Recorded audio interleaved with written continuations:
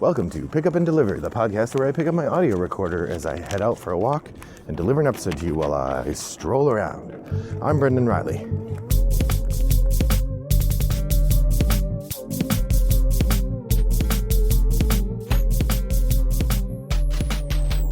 Well, good afternoon, listeners. It's a lovely day here in suburban Chicago. If you listened to the last Pick Up and Deliver episode that was a shooting from the hip triple shot, I'm currently recording on the same day as the second half of that walk. I stopped by my friendly local game store, Fair Game in in LaGrange, Illinois, and I picked up my copy of Puerto Rico 1897, which is the re-theme of the classic in the genre. It was the top game on Board Game Geek for a very long time. I have never played it because I found the theme incredibly objectionable. Just the detail level of colonialism. I mean, I generally don't like games where you're being colonialist anyway, but the detail level of the colonialism in the Steading Puerto Rico game was really pretty unpleasant and insensitive.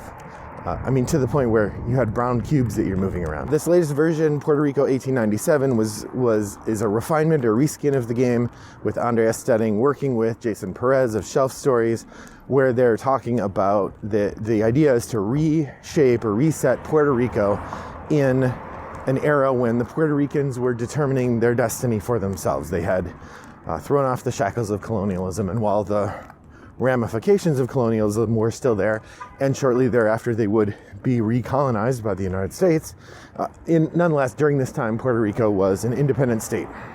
So I've always said I would like games to have a better, more thoughtful approach to history. Here's a game actively doing that, so I feel like putting my money where my mouth is a reasonable approach, and boom, there we are.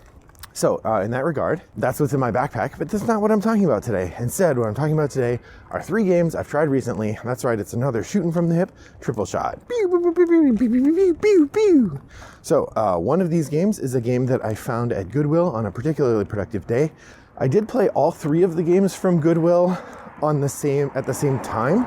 So usually when I'm doing these shooting from the hip episodes, what I do is I take the three next games in my new games played list and I talk to you about them. However, the 3 games from Goodwill are all kind of in the same category of, I'll try that for $2. And they were fine, or, varying degrees of fine. None of them is amazing to the point that I have a lot to say about them.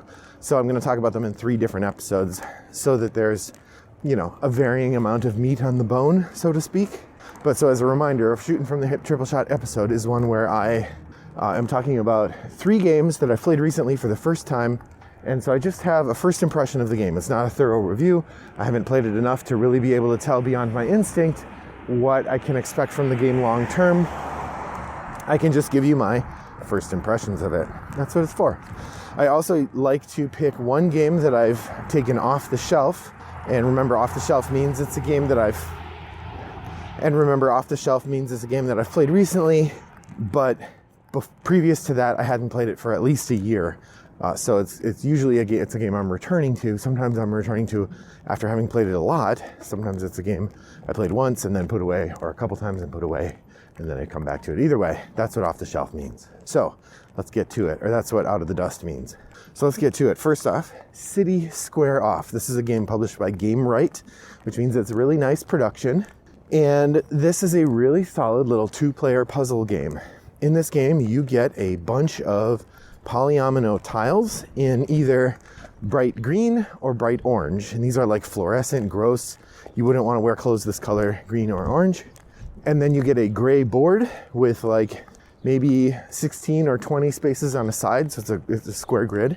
And then you get one central Capitol building. And the central Capitol buildings are each roughly the same size, maybe 8 to 10 squares on the grid, but they are not squares necessarily. They are in different shapes, so that while you do put your initial city hall or whatever it is in the middle, you immediately start with a slightly different setup than your neighbors do, which is a really clever way to make sure you don't get any sort of direct copying going on. And then it is a simultaneous game.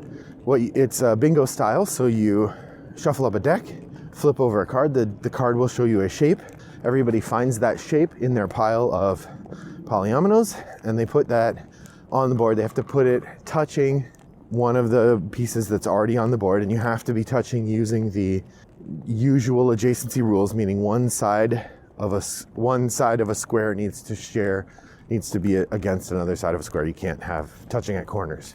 And the goal is to get as many pieces as you can into the grid, and you have to quit as soon as you're no longer able to place one of the squares.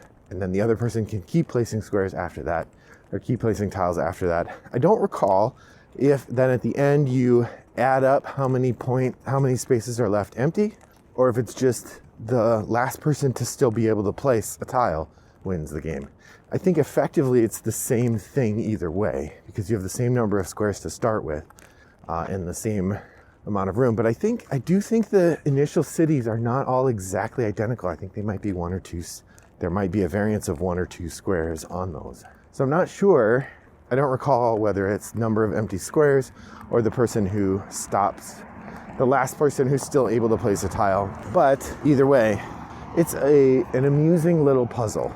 It's an amuse-bouche of a game. It's not amazing. It's not going to make anyone's top 100 list, I don't think, but it's nice. Now, I'd say if you want a interesting polyomino game, Baron Park is much better. And if you play Baron Park without the scoring tiles, it is almost the same level of simplicity. It's a little more complicated, but barely, and way more fun. Nonetheless, City Square Off was a fine game to get for $2, and I think I'm trying to remember if it's staying in the collection or if it's gonna go. I can't remember if I put it on the sale pile or not. We'll see. Next up is a game called Port Royal. Port Royal is a 2017 game. It was released in Europe by Pegasus Spiel and or Feuerland Spiel with art from Vincent Dutrait and a cover that matches. It's an Alexander Pfister game. If you look at it, it looks like it should be in the same line of games as Oh My Goods, and there's another one I have called Santo Domingo.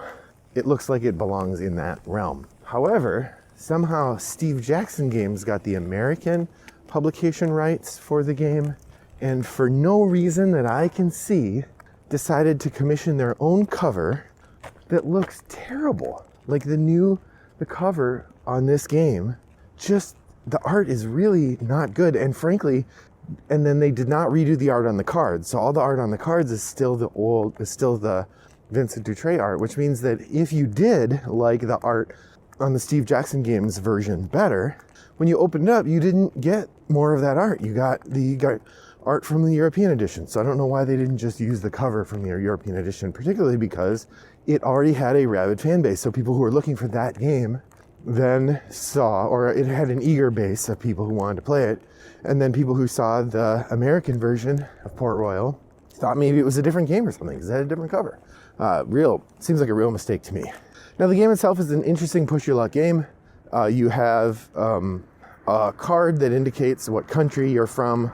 No, not even that. You start with some cards in hand, and basically each round some ships will come in. Each round, whoever is the lead person is going to draw cards until they choose to stop. The cards will go in a line, and then you take turns going around the table collecting those cards. So as the person who started, the more cards you reveal, the more you help your neighbors, but you might be looking for a really good card. Now you can get these defense cards, which allow you to rebuff cards that appear, and you can also get different kinds of characters who then help give you special rule-breaking powers, like getting to take 2 cards, or getting to have 2 turns in a row, or I don't know, there's lots of options. And then some of the cards, when you take them, they're just going to give you money, which allows you to buy the characters. The character cards you have to just buy. And then there are also point cards as well. The point cards are kind of goals that you will accomplish by collecting certain numbers or kinds of cards for your sets. When you have your turn, if you draw too many cards of a certain type, then you can bust. And when you bust, then you get nothing. So it's a push your luck game. My experience of the game wasn't that great, but I think it had to do with just the person who was teaching it didn't teach in a style that suited my learning style, so I had trouble understanding how the game worked. And so ultimately it was not a win for me. I guess I can see why people like it, but it's hard to get past that initial experience of it that wasn't great. And also, as far as push your luck games go, like there's a game called Dead Man's Draw that also involves drawing out cards and laying them out in a line, and I found that game much more fun. It's a little simpler, but the experience of playing it I think is a hoot and well worth giving a try if you want. I found Port Royal pretty middling, and I guess I would play it again if really pressed, but most of the time I'd be like, nah, I think I'll try something else. So that was Port Royal from Alexander Pfister. I played the Steve Jackson Games version here in America. All right, the game I dusted off this week, I went to my neighbor's house who hadn't, and I wanted to show him something he hadn't tried before, and didn't recall playing an engine builder with him, so we decided to play Gizmos. Now, Gizmos is a game where you are drawing marbles out of a bin, and you have a couple different actions. On your turn, you can activate one action, and it lets you do something like take a marble, or build a building, or put a card in your storage. Those are basically your three things you can do. There's like one other, but that's pretty much it. The interesting stuff, or build a gizmo, I mean, not an engine, building. The interesting stuff comes from the fact that when you build a gizmo, it then gives you an extra power. Often it'll be something that amplifies other powers you already have, and as you go along, things you're doing just get more and more powerful. You're allowed to activate each card once each turn, so you can have these awesome chain reactions where you take a marble, and you have a card that whenever you take a marble, lets you take another marble of a different color. Then you have a card that when you do that, you get to build a card of a particular color. And then if you build a card of a particular color, you get to take another marble. And then if you took 3 marbles this turn, you get to build another card or something. Like there's this really fun cascade of different things that happen when you engage your gizmos, and it's great, really fun. Now here's the downside.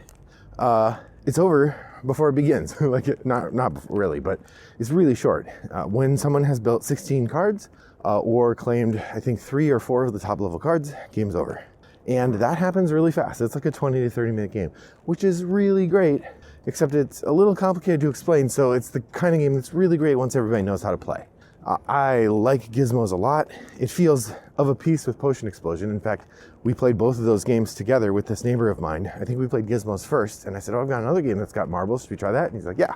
So I went and grabbed it. Both were great.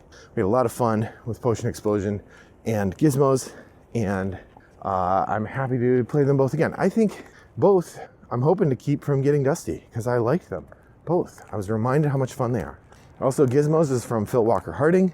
And you'll remember that Phil Walker Harding is one of my 10 for 10 designers this year, so I was glad to play one of his games on the table. It's good to keep that truck rolling. So that was Gizmos, getting that out of the dust. Finally, the last game I want to talk about today is Mafia de Cuba. Mafia de Cuba is a social deduction game with a very simple mechanism. There's a cigar box with a bunch of roll tokens in it, some diamonds. That's it, roll tokens and diamonds. And at the beginning of the game, the person who is the mafia boss fills up the box with a variety of things. They get a limited selection based on how many players are in the game. And then they look at what's in the box, and then they pass it along. Then each person looks in the box, studies what's in there, and takes one thing out. They can take a roll chip, or they can take some diamonds. And you have to take something, unless it's empty when it gets to you. And then when the only person who's not obligated to take something is the last person before it gets back to the boss. Then the boss looks at what's in the cigar box, and then people start asking each other questions with the goal, or the boss starts questioning people to figure out who stole the diamonds. And if the boss can find all the people who stole the diamonds, the boss wins. It's a pretty light social deduction game. I think there's a ton of work for the boss to do. There's a lot of interesting conversation to be had if your group's into it, but I feel like it's also a really fragile game and not super fun if you're later in the order. If you're early in the order, you have a lot of choices.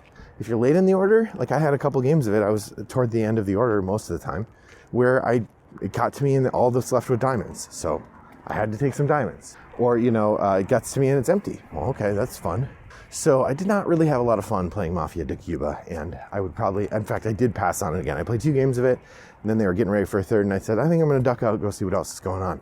I mean, I recognize that people probably have fun with it, and it's probably a game where over time you build up some rapport and some understanding of the dynamics of the game, and you can have a lot of fun. But for me, it was a real miss. So probably won't be playing that again. That's Mafia de Cuba, a relatively simple social deduction game that I did not really like very much.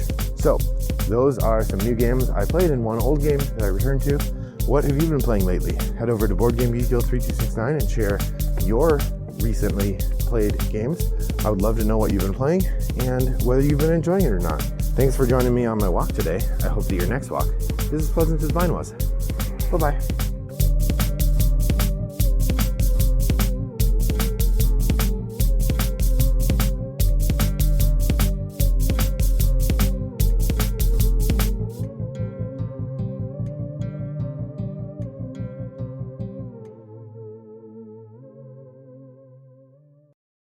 I wonder if does the sound quality in this part sound different? Is it echoey? Echoey? Probably not. I think this microphone kicks out most of the background sound. So you're left with the smooth, dulcet tones of me, your humble narrator. Brought to you by Rattlebox Games.